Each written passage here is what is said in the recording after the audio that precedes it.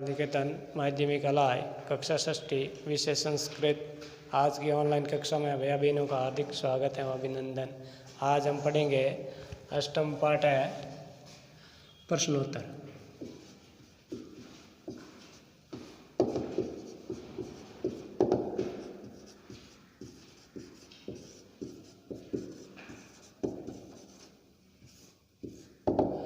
तो सूक्ति स्तुवक पाठ के पहले हम सुभाषित के अर्थ समझे। आज हम पढ़ेंगे प्रश्नोत्तर। प्रश्न एक है, प्रश्नानाम उत्तराणि लिखते, यानी प्रश्नों के हम उत्तर लिखेंगे। तो सबसे पहले प्रश्न एक है, सर्वे जंतवे केन तुष्यन्ति, यानी सभी जंतु किससे संतुष्ट होते हैं। तो सभी जंतु या सभी प्राणी किससे संतुष्ट होते हैं। तो लिखना है सर्वे जंतवे प्रिय वाक्ये प्रदानेन तुष्यन्ति, यानी सभी प्राणी या सभी जंतु प्रिय वाक्य बोलने से संतुष्ट होते हैं। यानी जो वाक्य ऐसे हो जो मन को अच्छे लगने वाले हो या मन को प्रिय लगने वाले हो, इस प्रकार के वाक्य बोलने से सभी मनुष्य को, सभी जंतुओं को अच्छा लगता है। तो प्रिय वाक्य हमेशा ही मधुर वाणी का प्रयोग करना चाहिए, कड़वी वाणी का प्रयोग नहीं करना चाहिए। तो इसका उत्तर हो गया प्रिय वाक्य प्रदान। प्रिय वाक्य बोलने से सभी प्राणी संतुष्ट होते हैं। प्रश्न संख्या है 2,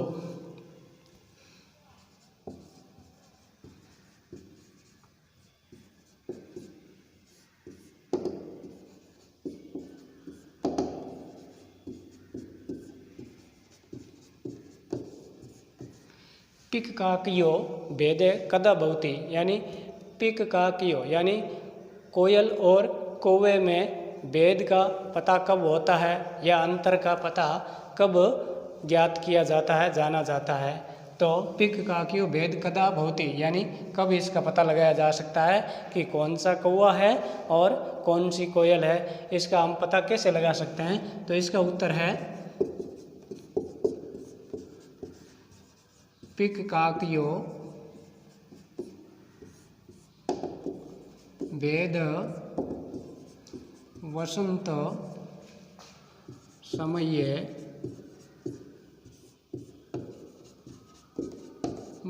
भवति, यानी कोयल और कौवे में भेद का पता वसंत समय यानी वसंत ऋतु में ही होता है या वसंत ऋतु में ही ज्ञात किया जा सकता है कि ये कौन सा कौवा है और कौन सी कोयल है। क्योंकि वसंत ऋतु में जब कोयल बोलती है तो उसकी वाणी से ही हमको पता चलता है कि कौन सा कौवा है और कौन सी कोयल है। क्योंकि बाहर से दोनों का रंग एक समान होता है, लेकिन उसके अंदर से वाणी से हम इसका पता लगा सकते हैं कि कौन सा कौवा है और कौन सी कोयल है। अगला प्रश्न है कि गच्छने योजना नाम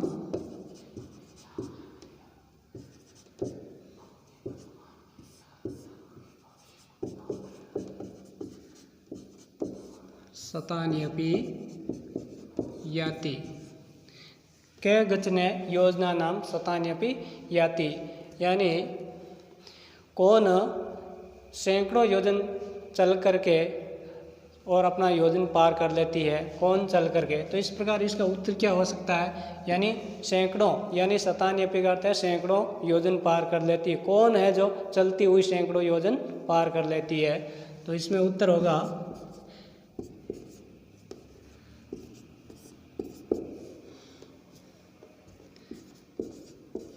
पिंपिलक गच्छने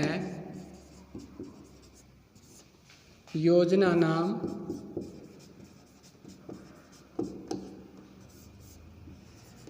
सतान्यपि याति। पिंपिलक यानी चलती हुई चींटी सैकड़ों योजन पार कर लेती है, लेकिन गरुड़ जो है वो एक पद भी नहीं चल सकता, क्योंकि गरुड़ और चींटी से इसकी तुलना की गई है, क्योंकि वो एक कदम भी चलना नहीं है। तो निरंतर जो चलता है वो सफलता को प्राप्त कर लेता है, इसलिए चींटी हमेशा निरंतर चलती रहती है। तो इस प्रकार हमेशा भी आदमी को भी हमेशा निरंतर चलते रहना चाहिए या निरंतर कार्य करता रहना चाहिए।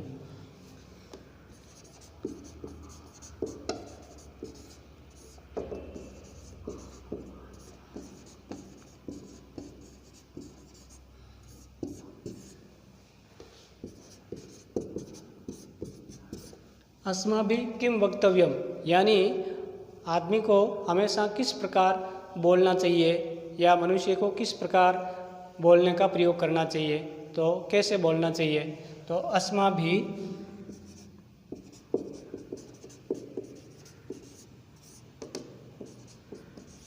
प्रियम वक्तव्यम,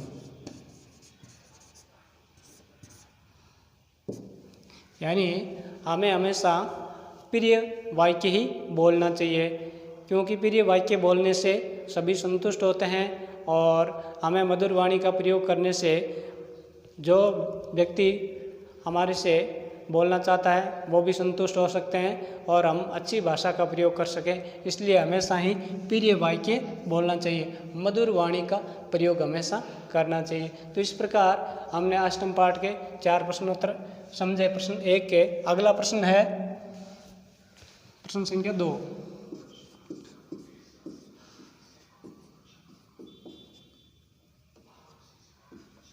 मंजूषात समानार्थकानि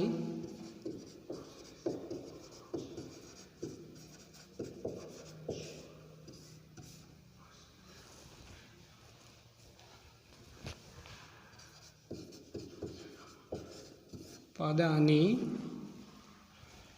चित्वा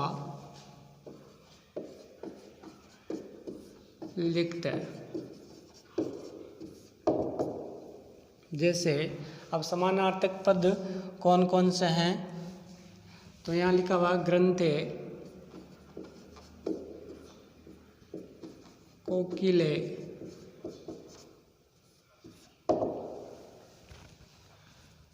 गरुड़े,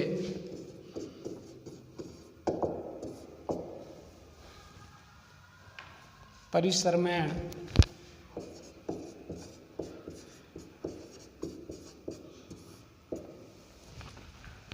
कथने।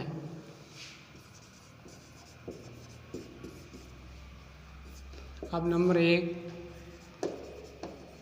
वचने, नंबर 2, 3, 4 और 5 वेन्ते,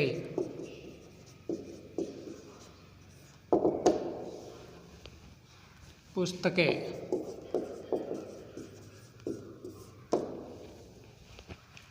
विद्यमान,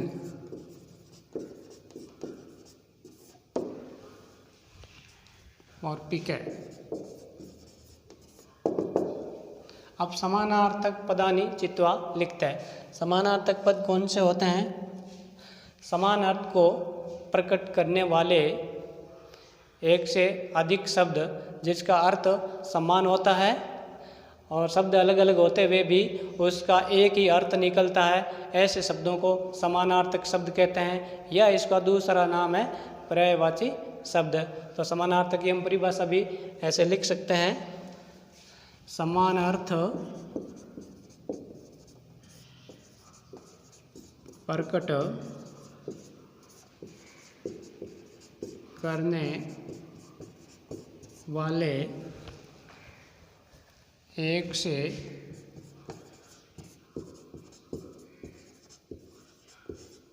अधिक शब्दों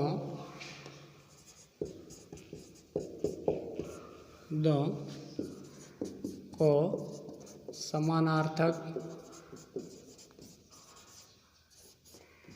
शब्द कहते हैं। यानी समान अर्थ प्रकट करने वाले एक से अधिक शब्दों को समानार्थक शब्द कहते हैं, या इसको कहते हैं पर्यायवाची शब्द। तो पर्यायवाची क्या हो या समानार्थक शब्द क्या हो? तो यहाँ मंजूषा में शब्द दिए गए हैं, ग्रंथे, कोकिले, गरुड़े, परिसरमेण, कथने और वचने। अब ये शब्द दिए गए हैं। अब नीचे दिया गया वचने है वेन्तेय, पुस्तके, उद्यमेन और पिके। अब इसमें से हमको किनके साथ इस मंजूषा में से देख करके और इसके साथ इसका सही शब्द का चयन करके हमको लिखना है। तो वचने का अब समानार्थक शब्द क्या हो सकता है? तो यहाँ ग्रंथे, कोकिले, गरुड़े, परिसरमेण और कथने लिखा हुआ है। तो वचने शब्द है यानी बोलने में, या अब इसका शब्द हो सकता है कथने। कथने तो वचने का समानार्थक शब्द हो गया कथने, यानी बोलने में या कहने में। तो ये दोनों समान अर्थ दोनों का एक ही निकलता है। फिर है वेन्तेय, अब इसको कह सकते हैं हम गरुड़े। फिर है पुस्तके, तो पुस्तके का है ग्रंथे।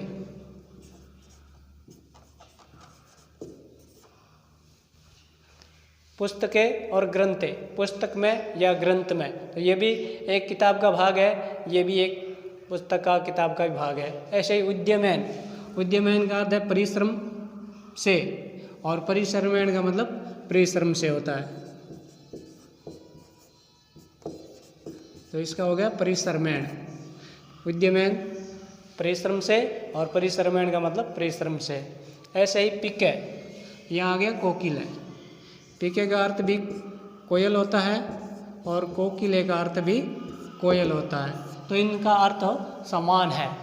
वचने और वचने का हो गया कथने, वेन्तेय और गरुड़े, पुस्तके और ग्रंथे, उद्यमेन और परिसरमेण, पिके और कोकिले। तो इस प्रकार इन दोनों का अर्थ एक समान है। शब्द भिन्न भिन्न होते हुए भी इसका अर्थ समान रूप से प्रकट होता है, इसलिए उसको समानार्थक शब्द कहते हैं। अगर इसका अर्थ उल्टा निकलता है तो ऐसे शब्दों को विलोम शब्द कहते हैं, लेकिन यह है समानार्थक शब्द, या इसको कहते हैं पर्यायवाची शब्द। तो समान अर्थ प्रकट करने वाले एक से अधिक शब्दों को समानार्थक शब्द कहते हैं। यानी एक से अधिक शब्द हैं लेकिन उसका अर्थ समान रूप से प्रकट होता है, इसलिए उसको समानार्थक शब्द कहते हैं। तो इस प्रकार हमने मंजूषा में से दिए गए शब्दों से अभी एक प्रश्न को समझा और समानार्थक शब्द की परिभाषा को समझा, और फिर हमने इस पाठ में से जो प्रश्न थे उस प्रश्नों का अभ्यास किया। तो भैया बहनों से निवेदन है कि इन प्रश्नों को अपनी अभ्यास पुस्तिका में करने का प्रयास करना चाहिए और इसको याद करें, बार बार दोहरान करते रहें ताकि जल्दी याद हो जाए।